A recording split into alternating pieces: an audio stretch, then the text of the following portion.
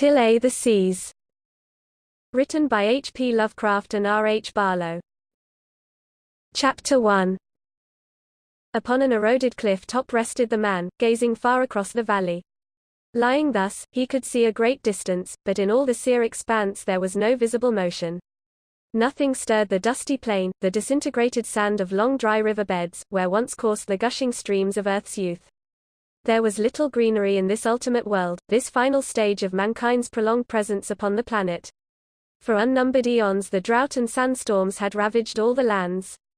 The trees and bushes had given way to small, twisted shrubs that persisted long through their sturdiness, but these, in turn, perished before the onslaught of coarse grasses and stringy, tough vegetation of strange evolution.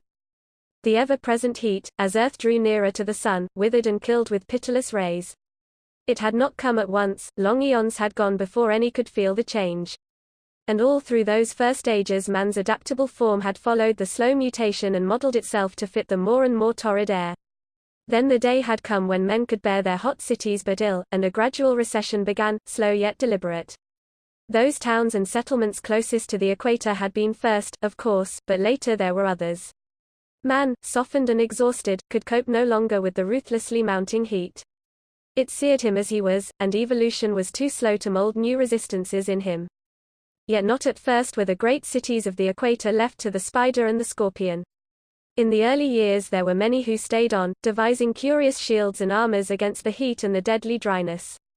These fearless souls, screening certain buildings against the encroaching sun, made miniature worlds of refuge wherein no protective armor was needed. They contrived marvelously ingenious things, so that for a while men persisted in the rusting towers, hoping thereby to cling to old lands till the searing should be over.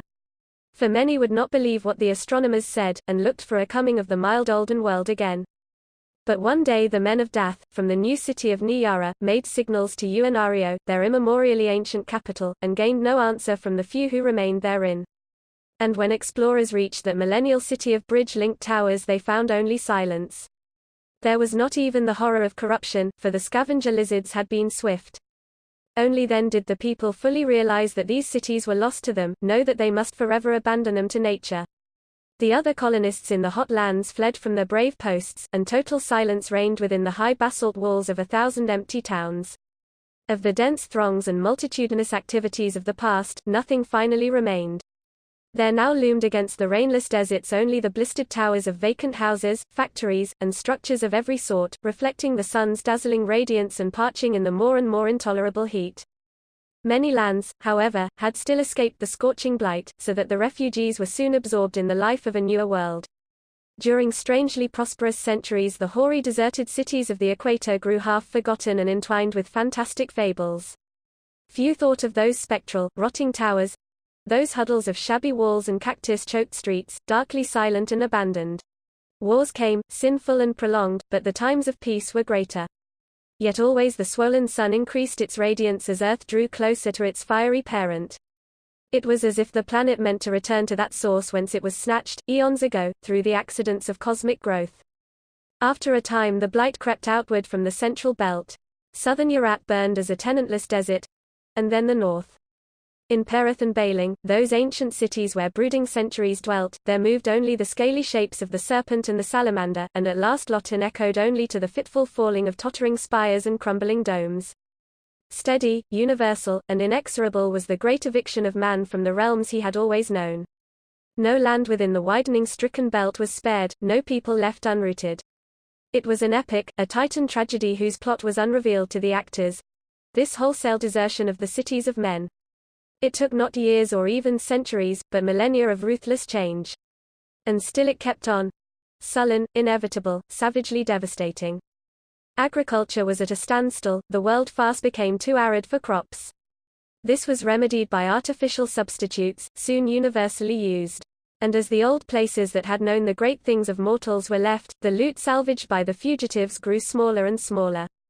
Things of the greatest value and importance were left in dead museums, lost amid the centuries, and in the end the heritage of the immemorial past was abandoned. A degeneracy both physical and cultural set in with the insidious heat. For man had so long dwelt in comfort and security that this exodus from past scenes was difficult. Nor were these events received phlegmatically, their very slowness was terrifying. Degradation and debauchery were soon common, government was disorganized, and the civilizations aimlessly slid back toward barbarism. When, 49 centuries after the blight from the equatorial belt, the whole Western Hemisphere was left unpeopled, chaos was complete. There was no trace of order or decency in the last scenes of this titanic, wildly impressive migration. Madness and frenzy stalked through them, and fanatics screamed of an Armageddon close at hand. Mankind was now a pitiful remnant of the elder races, a fugitive not only from the prevailing conditions, but from his own degeneracy. Into the Northland and the Antarctic went those who could, the rest lingered for years in an incredible Saturnalia, vaguely doubting the forthcoming disasters. In the city of Borlego a wholesale execution of the new prophets took place, after months of unfulfilled expectations. They thought the flight to the Northland unnecessary, and looked no longer for the threatened ending. How they perished must have been terrible indeed. Those vain, foolish creatures who thought to defy the universe. But the blackened, scorched towns are mute. These events, however, must not be chronicled, for there are larger things to consider than this complex and unhastening downfall of a lost civilization. During a long period, morale was at lowest ebb among the courageous few, who settled upon the alien Arctic and Antarctic shores, now mild as were those of southern Urat in the long-dead past. But here there was respite. The soil was fertile, and forgotten pastoral arts were called into use anew. There was, for a long time, a contented little epitome of the lost lands. Though here were no vast throngs, or great buildings. Only a sparse remnant of humanity survived the eons of change and peopled those scattered villages of the later world. How many millennia this continued is not known. The sun was slow in invading this last retreat, and as the eras passed there developed a sound, sturdy race, bearing no memories or legends of the old, lost lands. Little navigation was practiced by this new people, and the flying machine was wholly forgotten. Their devices were of the simplest type, and their culture was simple and primitive. Yet they were contented, and accepted the warm climate as something natural and accustomed. But unknown to these simple peasant folk, still further rigors of nature were slowly preparing themselves. As the generations passed, the waters of the vast and unplumbed ocean wasted slowly away, enriching the air and the desiccated soil, but sinking lower and lower each century. The splashing surf still glistened bright, and the swirling eddies were still there, but a doom of dryness hung over the whole watery expanse. However, the shrinkage could not have been detected save by instruments more delicate than any then known to the race. Even had the people realized the ocean's contraction, it is not likely that any vast alarm or great disturbance would have resulted, for the losses were so slight, and the seas so great. Only a few inches during many centuries, but in many centuries, increasing. So at last the oceans went, and water became a rarity on a globe of sun-baked drought. Man had slowly spread over all the Arctic and Antarctic lands, the equatorial cities, and many of later habitation, were forgotten even to legend. And now again the peace was disturbed, for water was scarce, and found only in deep caverns. There was little enough, even of this, and men died of thirst wandering in far places. Yet so slow were these deadly changes, that each new generation of man was loath to believe what it heard from its parents. None would admit that the heat had been less or the water more plentiful in the old days, or take warning that days of bitterer burning and drought were to come. Thus it was even at the end, when only a few hundred human creatures panted for breath beneath the cruel sun, a piteous huddled handful out of all the unnumbered millions who had once dwelt on the doomed planet. And the hundreds became small, till man was to be reckoned only in tens. These tens clung to the shrinking dampness of the caves, and knew at last that the end was near. So slight was their range that none had ever seen the tiny, fabled spots of ice left close to the planet's poles, if such indeed remained. Even had they existed and been known to man, none could have reached them across the trackless and formidable deserts. And so the last pathetic few dwindled. It cannot be described, this awesome chain of events that depopulated the whole Earth. The range is too tremendous for any to picture or encompass. Of the people of Earth's fortunate ages, billions of years before, only a few prophets and madmen could have conceived that which was to come, could have grasped visions of the still, dead lands, and long empty sea beds. The rest would have doubted. Doubted alike the shadow of change upon the planet and the shadow of doom upon the race. For man has always thought himself the immortal master of natural things. Chapter 2. When he had eased the dying pangs of the old woman, Ull wandered in a fearful daze out into the dazzling sands. She had been a fearsome thing, shriveled and so dry, like withered leaves. Her face had been the color of the sickly yellow grasses that rustled in the hot wind, and she was loathsomely old. But she had been a companion, someone to stammer out vague fears to talk to about this incredible thing, a comrade to share one's hopes for succor from those silent other colonies beyond the mountains. He could not believe none lived elsewhere, for Ull was young, and not certain as are the old. For many years he had known none but the old woman. Her name was Mladna. She had come that day in his 11th year, when all the hunters went to seek food, and did not return. Ull had no mother that he could remember, and there were few women in the tiny group. When the men vanished, those 3 women, the young one and the 2 old, had screamed fearfully, and moaned long. Then the young one had gone mad, and killed herself with a sharp stick. The old ones buried her in a shallow hole dug with their nails, so Ull had been alone when this still older Mladna came. She walked with the aid of a knotty pole, a priceless relic of the old forests, hard and shiny with years of use. She did not say whence she came, but stumbled into the cabin while the young suicide was being buried. There she waited till the 2 returned, and they accepted her incuriously. That was the way it had been for many weeks, until the 2 fell sick, and Mladna could not cure them. Strange that those younger 2 should have been stricken, while she, infirm and ancient, lived on. Mladna had cared for them many days, and at length they died, so that Ull was left with only the stranger. He screamed all the night, so she became at length out of patience, and threatened to die too. Then, hearkening, he became quiet at once, for he was not desirous of complete solitude. After that he lived with Mladna and they gathered roots to eat. Mladna's rotten teeth were ill-suited to the food they gathered, but they contrived to chop it up till she could manage it. This weary routine of seeking and eating was Ull's childhood.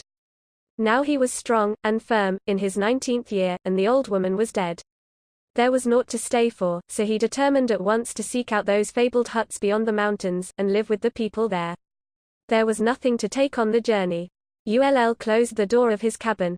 Why, he could not have told, for no animals had been there for many years, and left the dead woman within. Half dazed, and fearful at his own audacity, he walked long hours in the dry grasses, and at length reached the first of the foothills. The afternoon came, and he climbed until he was weary, and lay down on the grasses. Sprawled there, he thought of many things. He wondered at the strange life, passionately anxious to seek out the lost colony beyond the mountains, but at last he slept. When he awoke there was starlight on his face, and he felt refreshed. Now that the sun was gone for a time, he traveled more quickly, eating little, and determining to hasten before the lack of water became difficult to bear. He had brought none, for the last people, dwelling in one place and never having occasion to bear their precious water away, made no vessels of any kind. Ull hoped to reach his goal within a day, and thus escape thirst, so he hurried on beneath the bright stars, running at times in the warm air, and at other times lapsing into a dog trot. So he continued until the sun arose, yet still he was within the small hills, with 3 great peaks looming ahead. In their shade he rested again. Then he climbed all the morning, and at midday surmounted the first peak, where he lay for a time, surveying the space before the next range. Upon an eroded cliff top rested the man, gazing far across the valley. Lying thus he could see a great distance, but in all the sere expanse there was no visible motion. The second night came, and found Ull amid the rough peaks, the valley and the place where he had rested far behind. He was nearly out of the second range now, and hurrying still. Thirst had come upon him that day, and he regretted his folly. Yet he could not have stayed there with the corpse, alone in the grasslands. He sought to convince himself thus, and hastened ever on, tiredly straining. And now there were only a few steps before the cliff wall would part and allow a view of the land beyond. Ull stumbled wearily down the stony way, tumbling and bruising himself even more. It was nearly before him, this land where men were rumored to have dwelt. This land of which he had heard tales in his youth. The way was long, but the goal was great. A boulder of giant circumference cut off his view, upon this he scrambled anxiously. Now at last he could behold by the sinking orb his long-sought destination, and his thirst and aching muscles were forgotten as he saw joyfully that a small huddle of buildings clung to the base of the farther cliff. Ull rested not, but, spurred on by what he saw, ran and staggered and crawled the half-mile remaining. He fancied that he could detect forms among the rude cabins. The sun was nearly gone, the hateful, devastating sun that had slain humanity. He could not be sure of details, but soon the cabins were near. They were very old, for clay blocks lasted long in the still dryness of the dying world. Little, indeed, changed but the living things, the grasses and these last men. Before him an open door swung upon rude pegs. In the fading light Ull entered, weary unto death, seeking painfully the expected faces. Then he fell upon the floor and wept, for at the table was propped a dry and ancient skeleton. He rose at last, crazed by thirst, aching unbearably, and suffering the greatest disappointment any mortal could know. He was, then, the last living thing upon the globe. The heritage of the earth, all the lands, and all to him equally useless. He staggered up, not looking at the dim white form in the reflected moonlight, and went through the door. About the empty village he wandered, searching for water and sadly inspecting this long empty place so spectrally preserved by the changeless air. Here there was a dwelling, there a rude place where things had been made, clay vessels holding only dust, and nowhere any liquid to quench his burning thirst. Then, in the center of the little town, Ull saw a well curb. He knew what it was, for he had heard tales of such things from Imladna. With pitiful joy, he reeled forward and leaned upon the edge. There, at last, was the end of his search. Water. Slimy, stagnant, and shallow, but water. Before his sight. Ull cried out in the voice of a tortured animal, groping for the chain and bucket. His hand slipped on the slimy edge, and he fell upon his chest across the brink. For a moment he lay there. Then soundlessly his body was precipitated down the black shaft. There was a slight splash in the murky shallowness as he struck some long sunken stone, dislodged eons ago from the massive coping. The disturbed water subsided into quietness. And now at last the earth was dead. The final, pitiful survivor had perished. All the teeming billions, the slow eons, the empires and civilizations of mankind were summed up in this poor twisted form. And how titanically meaningless it all had been. Now indeed had come an end and climax to all the efforts of humanity. How monstrous and incredible a climax in the eyes of those poor complacent fools of the prosperous days. Not ever again would the planet know the thunderous tramping of human millions, or even the crawling of lizards and the buzz of insects, for they, too, had gone. Now was come the reign of sapless branches and endless fields of tough grasses. Earth, like its cold, imperturbable moon, was given over to silence and blackness forever. The stars whirred on, the whole careless plan would continue for infinities unknown. This trivial end of a negligible episode mattered not to distant nebulae or to suns new-born, flourishing, and dying. The race of man, too puny and momentary to have a real function or purpose, was as if it had never existed.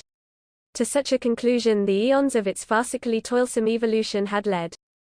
But when the deadly sun's first rays darted across the valley, a light found its way to the weary face of a broken figure that lay in the slime.